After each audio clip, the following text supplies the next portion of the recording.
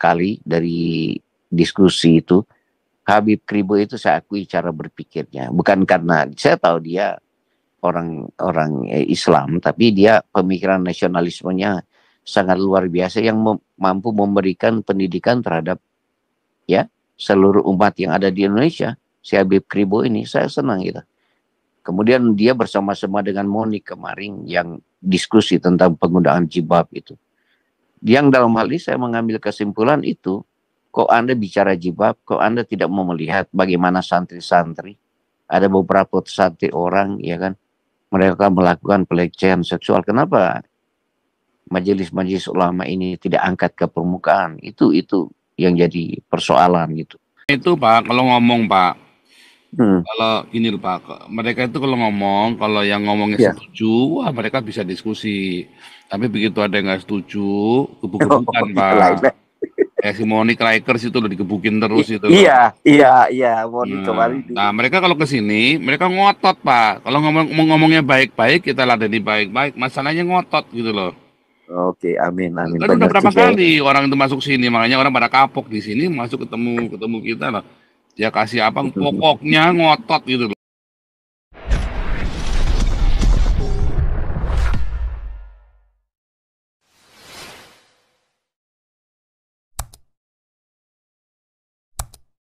Pertanyaan Takia, ini saya bilang tadi kan, ini cuma tambahan, ada 20 santri di Karawang, itu Pak Paul sudah pernah, ya, dilakukan pelecehan seksual oleh guru madrasah itu. Kemudian ada lagi di Agam, Sumatera Barat, ya, anak-anak didik santri itu ada 40 anak itu di santri ini dicabuli, ya toh. Ini ada 12 santriwati, ini lagi ada bapak dan anak itu pengasuh itu melakukan ini berita benar, bukan provokasi dia.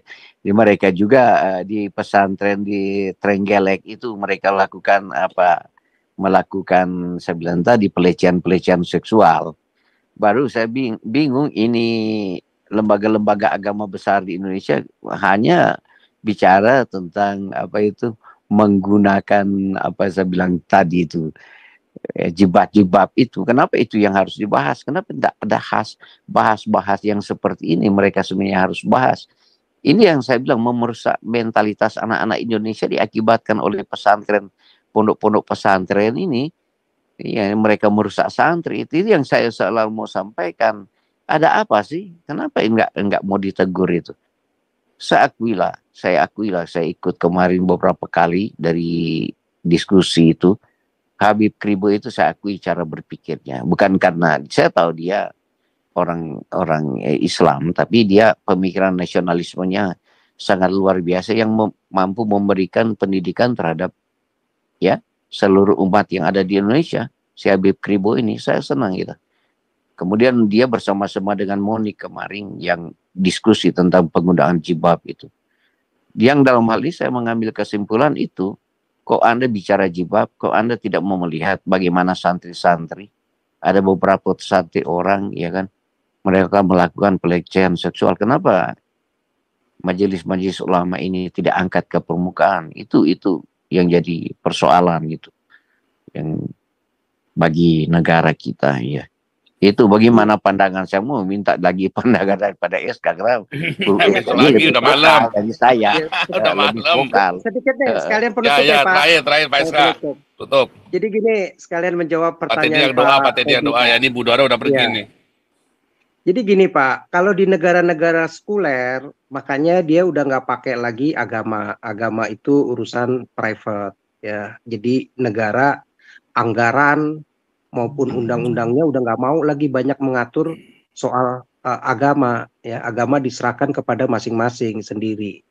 Uang negara, APBN negara juga nggak dipakai untuk ormas-ormas keagamaan. Berbeda dengan negara-negara Islam yang selalu uang APBN-nya besar dihabiskan untuk ormas-ormas Islam, untuk ormas-ormas keagamaan Islam, pesantren, ulama, ustadz, anak-anak, ASN yang seakidah semua, ya itu dibesarin. Yang lari-larinya, belajarnya pesantren itu ada puluhan juta anak-anak SD, SMP, SMA, ya, yang dilatih belajarnya lebih banyak ngafalin Quran, belajar sains, matematikanya jauh ketinggalan, paling cuma berapa persen persentasenya, paling cuma 30%, 40% porsinya, jauh ketinggalan, bisa-bisa yang di daerah-daerah lagi 20%. Jadi Al-Qur'annya yang lebih banyak, 50-60% menguasai. Nah, pelajaran-pelajaran ini jauh kayak seperti belajar matematika. Ya minimal dia bisa untuk problem solving, itu kan lebih mengajarkan logika, problem solving untuk melakukan perencanaan. Iya. Lebih membuat dia bisa lebih percaya diri lagi untuk menghadapi kehidupan masalah-masalah yang ada, dan analisanya jauh lebih bagus lagi karena dia di situ ada proses berhitung, proses menganalisa, ya, di sains, di matematika, di fisika, apalagi lebih dalam lagi yang melahirkan ilmu-ilmu yang lain kan, matematika begitu kayak sekuler.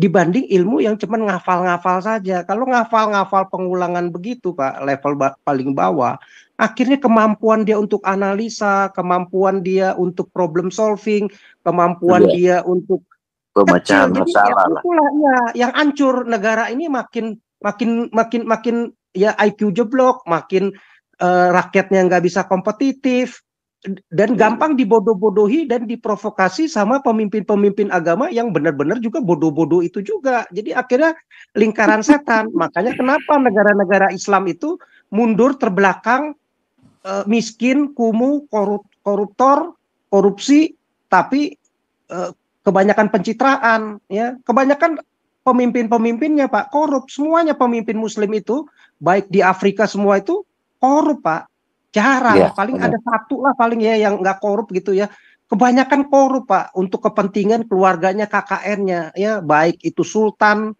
Bolkiah maupun si raja di Arab, ya semua untuk kepentingan keluarganya yang kaya segala macam, ya, korupsi sebenarnya, boleh dibilang aset negara, aset bangsanya, bukan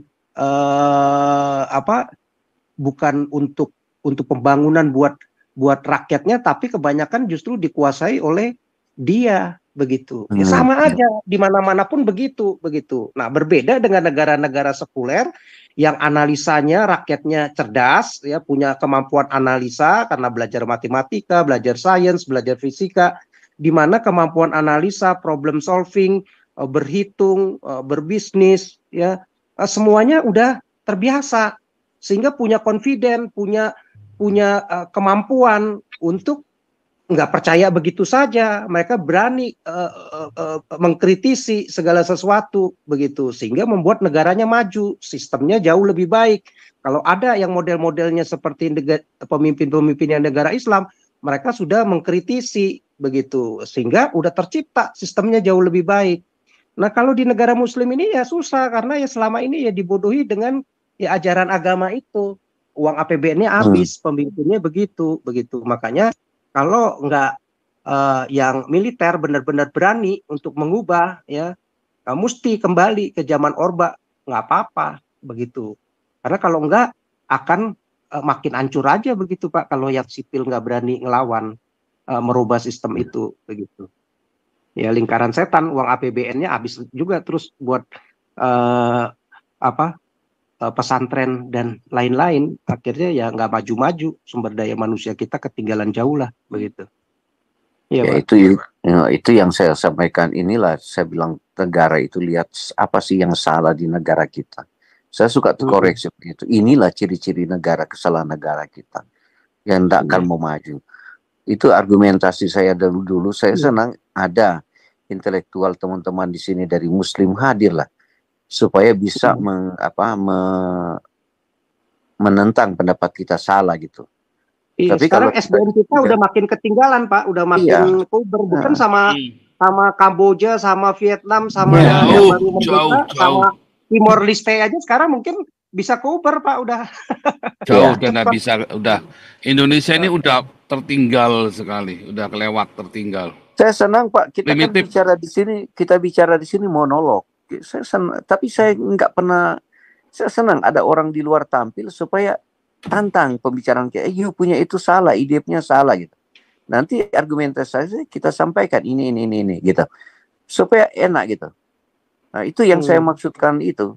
Seperti ini kan cocok. Kita selagi berbicara memang pas kena dengan pandangan-pandangan kita yang secara logika benar. Apa yang terjadi di negara kita, mundur di negara kita diakibatkan oleh lembaga-lembaga ini. Kesalahan kita negara di sini gitu. Kalau Oleh sebab itu, mereka itu Pak, kalau ngomong Pak, hmm, kalau gini loh Pak, mereka itu kalau ngomong, kalau yang ngomongnya ya. setuju, wah mereka bisa diskusi. Tapi begitu ada yang nggak setuju, gebuk-gebukan Oh, iya Pak. lain. Si Monique Lakers itu loh digebukin terus itu loh. Iya, iya, iya. Moni kemarin di. Nah, mereka kalau ke sini, mereka ngotot Pak. Kalau ngomongnya baik-baik, kita ladeni baik-baik. Masalahnya ngotot gitu loh. Oke, amin, amin. Kan udah Benar berapa juga ya. kali orang itu masuk sini, makanya orang pada kapok di sini masuk ketemu ketemu kita loh. Dia kasih apa pokoknya ngotot gitu loh. Kayak kemarin inget nggak yang masalah Prabowo, kita bilang Prabowo itu terus ada satu orang maki-maki Pak Toping. Coba kita lihat saja yang paling benar nih. Nanti yang terpilih pasti yang paling benar. Kan ngotot kan. Yang paling benar Ganjar maksudnya itu kan. Itu Ya, pasti dari iya. Tuhan itu. Loh, nanti kalau Prabowo yang menang berarti Prabowo dari Tuhan dong. Kan kita jawab gitu kan. Ya, dalam hal itu kan walaupun Pak Toping kelewatan ngamuknya, tetapi kan orang ini nggak rasional. Jadi ya saya sih Hmm, bilang ya kalau saya jadi Pak Toping tak maki-maki dia. ya, analisanya ya, Ya, karena dia analisanya benar. memaksa yang pokoknya. Nah itu kan kan kita sudah coba di sini berkali-kali. Pokoknya kalau sudah pokoknya ya susah. Iya kan nggak bisa diajak Benar-benar. ngomong kalau sudah pokoknya. Sak gila-gilanya Pak Tobing begitu dia nggak pokoknya masih masih dia jelasin. Ya kan Hmm. ininya lah sak kalap-kalapnya Pak Tobing tetap dijelasin nggak pokoknya siapapun nggak bisa terima ya kan hanya orang goblok Hmm. yang mau terima pokoknya ya kan sak kalap-kalapnya Pak Tobing menjelaskan loh ya Hmm. kan nggak Iya, iya, pokoknya. iya, iya. Hmm. Penjelasannya sistematik lagi, Ya, benar-benar. Iya, walaupun untuk walaupun bukan. kata dia tidak bisa menerima, tapi kan dia menjelaskan, nggak pokoknya, Hmm. Hmm. ya kan? Iya, kalau Sak sudah pokoknya kalap-kalapnya Pak bagaimana, Tobing. Pak? Ya, itu sama dengan apa diskusi jual kecap itu orang bilang dulu gitu. Iya, yang dulu itu loh, Pokoknya, yang siapa pokoknya. saya lupa namanya itu, yang siapa itulah pokoknya yang datang pokoknya harus Ganjar yang menang nih, wah harus begini dia cerita begini. Saya bilang nggak bisa penjelasannya, kamu harus ada penjelasannya kenapa itu dari Tuhan, pasti dari Tuhan. Nah kan akhirnya kan sekarang nggak berani muncul lagi kan? Jadi Pak Pak Paul sama Pak Hmm. ini aku tambahin nih Pak. Jadi kalau mau satu bangsa maju, ya seperti kayak Barat itu maju, kenapa? Karena rakyatnya itu banyak, tercipta rakyat-rakyat yang pikirannya sistematis, yang pakai logika, logikanya jalan, berhitungnya jalan, sehingga bisa menarik kesimpulannya yang objektif, yang bagus, lebih objektif. Terus juga lebih cermat, lebih teliti, lebih sabar, ya bisa problem solving. Nah, Iya.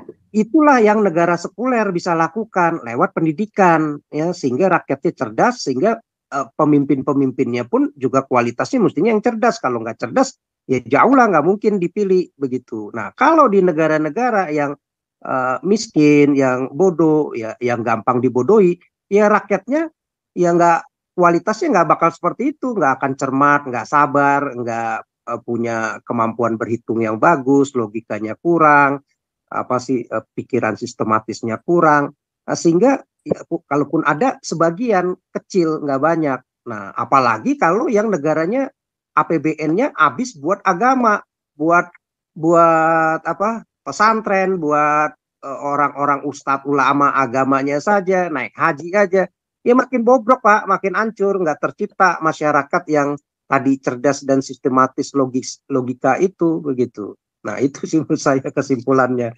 Jadi ke depan kalau mau maju ya negara mesti banyakin sekolah sekuler yang ke saintis. Makanya walaupun sekolah-sekolah Kristen, sekolah-sekolah Katolik jauh kan, mungkin prosentasenya dibanding sekolah negeri maupun madrasah ini mungkin jangan-jangan cuma 2% 3% di Indonesia secara nasional ya. Ya kayak BPK Penabur paling berapa banyak sih ya? Paling 20-30 sekolah saya rasa.